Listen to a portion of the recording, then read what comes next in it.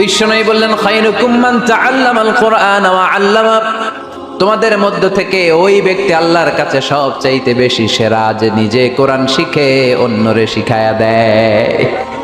আপনি কোরআন শিখলে আপনি সেরা, আবার আপনি যদি শিখায়া দেন তবেও আপনি সেরা।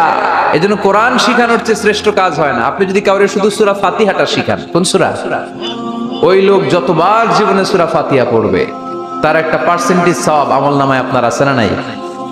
আবার ওই লোক যদি কাউরে এই সূরা ফাতিহাটা শিখায়, আবার যারে শিখালে এ যদি আবার আরেকজনরে শিখায়, এভাবে যত জনকে শিখাবে প্রত্যেকের সওয়াব থেকে একটা পার্সেন্টেজ সওয়াব আপনার আমলনামায় দিয়ে দিবে কে? এজন্য কোরআন শিখবো, শিখাবো, শিখবো, শিখাবো। যারা কোরআন জানি না, কোরআন জেনে মরবো। No excuse will be granted that day. সেদিন কোনো অজুহাত আল্লাহ গ্রহণ করবে না। সব পারো, কোরআন পারো না কেন? সবই তো পারো। হিন্দিতে কথা বলতে পারো, ইংরেজিতে কথা বলতে পারো, কোরআন পারলা না কেন? কোনো